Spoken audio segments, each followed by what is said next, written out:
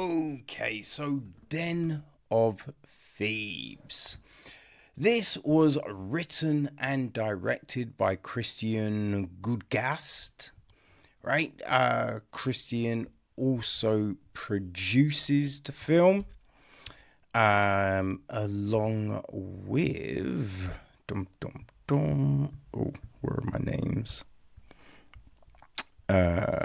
Gerard Butler, Mark Canton,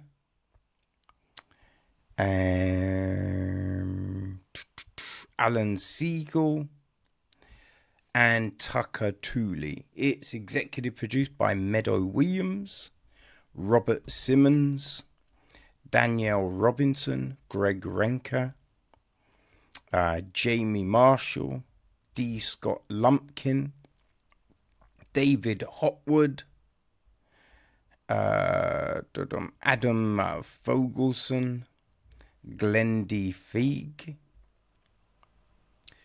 and Oren Aviv. It's associate produced by Jason Barhart, Dorothy Canton,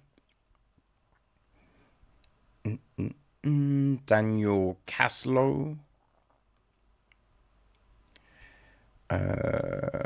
and that's it, with line production from Patrick Peach and Tony Grazia. Yeah, Tony Grazia. We have Cliff Martinez on music. Terry Stacy is down with the cinematography. On editing duties, we have Nathan Godley, Joel Cox, and David S. Cox. John Papsidera took care of casting. Production design is Cara Lindstrom. Art direction is Elizabeth Bowler.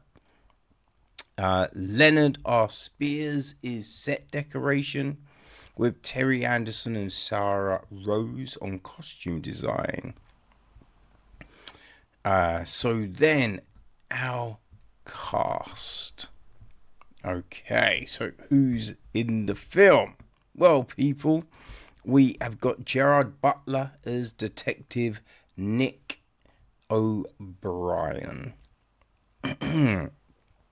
His wife is played by...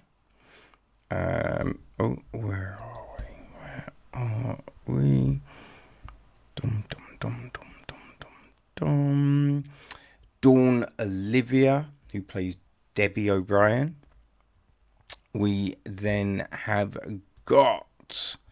oh God, how do we pronounce this? Pablo Schreiber is Ray Merriman. Okay.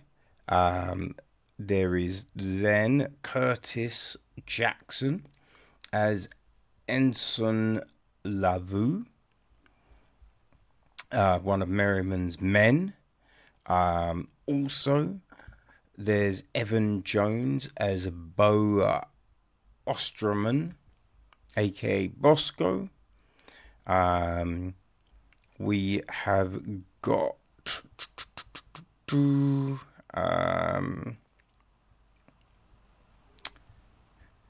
Cooper Andrews as Mac, who works on the team. There's Bass, played by Max Holloway, who I'm watching this film and I see this dude and I'm like, he looks uncannily like Max Holloway.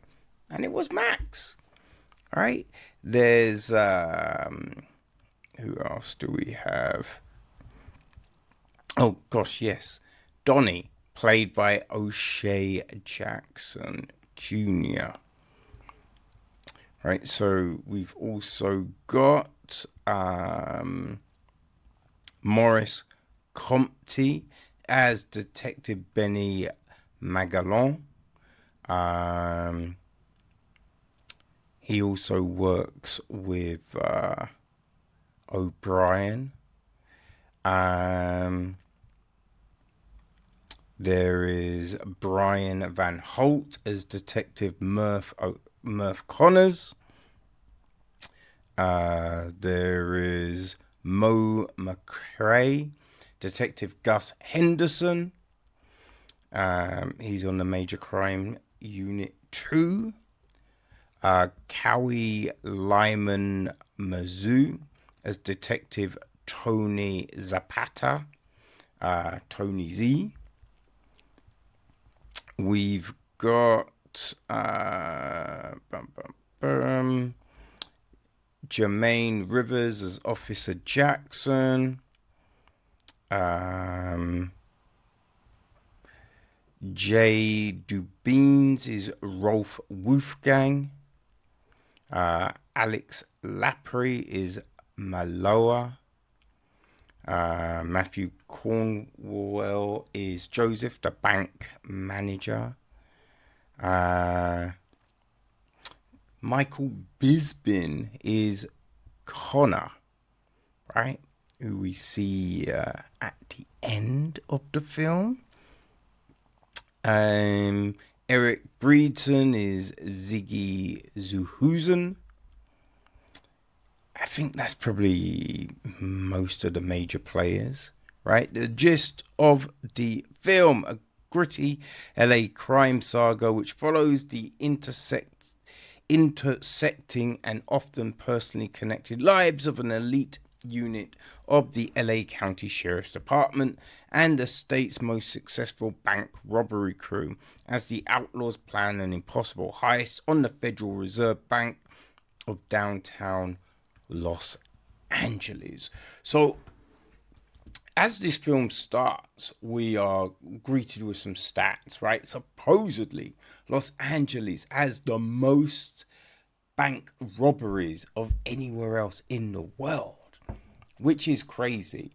Like, it says there's 9 a day, but then it says there's one every 48 minutes, which kind of makes, I feel that's more than 9 a day. But anyway, so we'll give, I don't know how true the stats are, but that's what we're given, right? And we see an armored truck pull up at a shop, and the guys get out to get some donuts, right?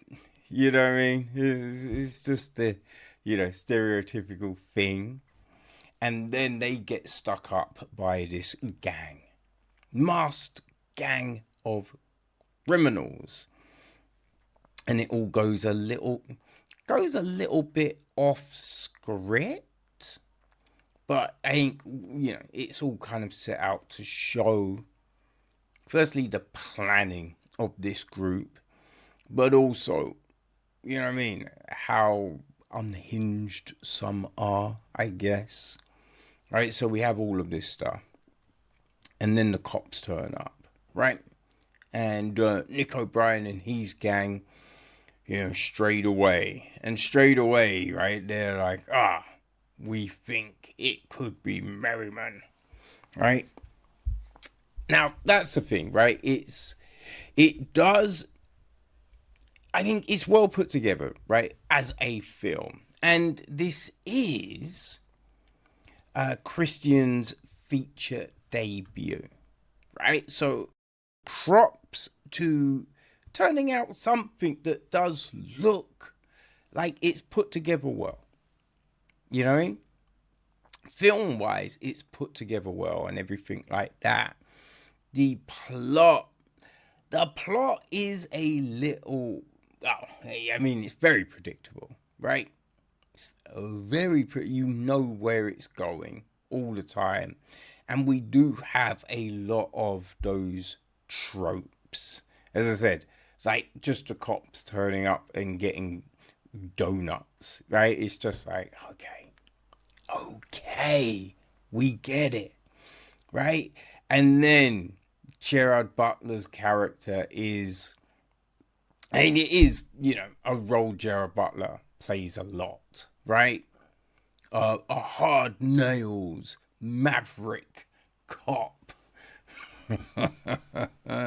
Which is just, the things that we see my man getting away with, it is kind of laughable. But that was the norm, right? A lot of cops were written like this. And, this dropped in 2018, which is kind of crazy.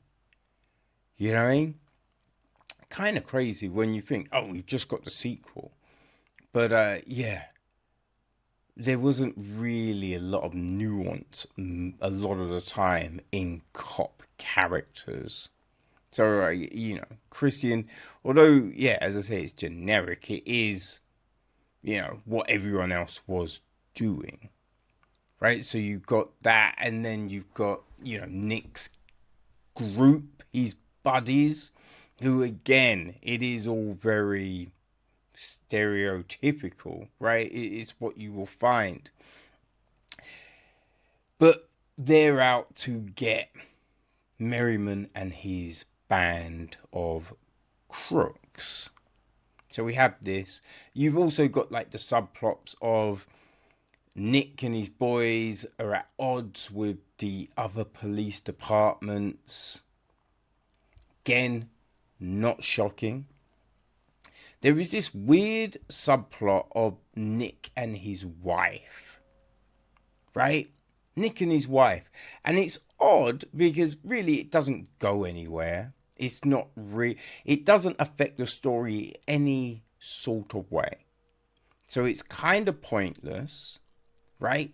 And the weird thing is, Nick is a shit, but the story kind of makes him the wronged party, right? There's all sad music playing and he's in his car and he's like, oh, I just want to see my kids, right? And it's just like, hold on. He's the arse, right? It's his fault. It's all gone this way, right? So it's a weird angle the film tries to take. We also have a bit with Ensign, 50s character, his daughter going to prom, which again is, why is this here? Right? It's just random. It's not needed. He is so dumb. And they do the whole, obviously, right, it's prom. So they do the whole dad taking the data side, right? But you've got all of these boys in the other room. And as soon as they're all laughing, blah, blah, blah. But you're just like, yeah, but obviously they can hear you on the other side, right? So it's just, yeah, it's weird. It was a weird scene.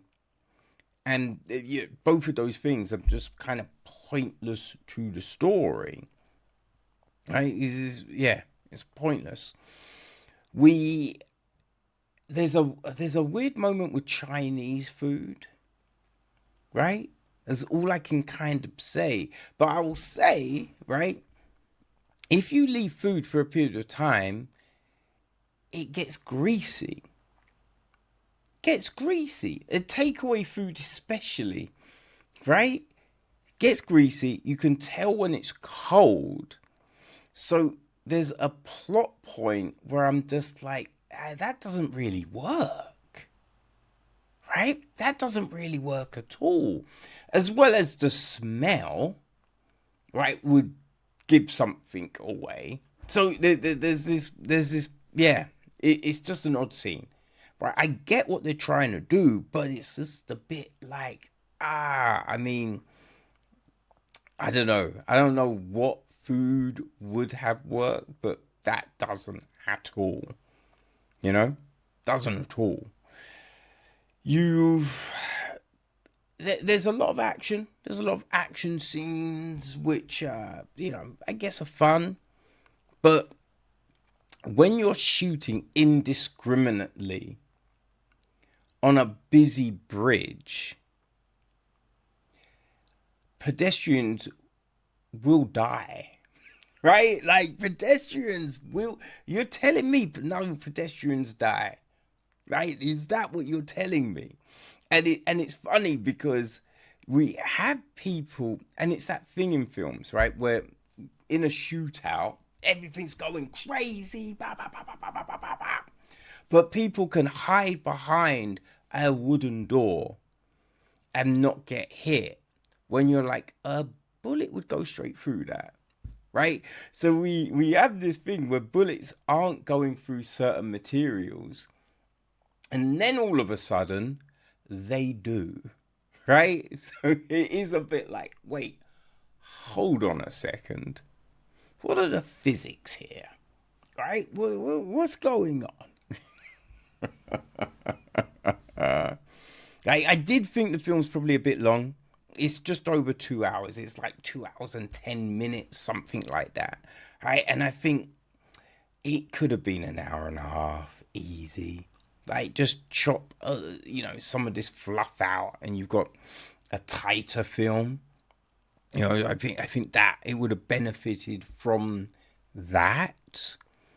Well, as I said, we got Bisping at the end, so it does end in a way that sets up another film. And as I said, Pantera is dropping on Prime Video this week, so that's what it set up, right? So it does do that. We do get a kind of a Usual Suspects bit, but I kind of feel it doesn't quite work. It doesn't quite work because in Usual Suspects, the breadcrumbs were there throughout the film. And in this one, they're not really there, right? They try and kind of add them in at the end and be like, oh, well, he said this, right? Which also indicates blah, blah, blah. But they're not really there, right? So it's just kind of superimposing at the end. And so it's not quite, you don't buy it. It doesn't quite work, right? You understand what they're trying to do. And as a story, plot, boom, I get it. That works. That's great. But it doesn't quite pay off. It doesn't quite pay off emotionally. Doesn't quite pay. And the characters don't necessarily have any depth. Everyone's kind of one-dimensional. As an action film, it's got all the beats, right? So if you enjoy a certain type of action film, this is perfect. You know what I mean? Like, the things I point out here, like, I feel, a lot of times it could just be me, right? It's the way I look at a story, the way I digest things, and I do like, you know what I mean? Just some things to make more sense, right? I can't see the plot. If I can see plot holes, then I'm kind of thrown out of things. But I know from conversations, there's other people just be like, yo, that's awesome. That's great. So I'm saying, like, if you like the Fast and the Furious films, if you like basically a lot of Butler's stuff, then this will work, right? If you like a lot of Jason Statham stuff, this will work, right? This will work.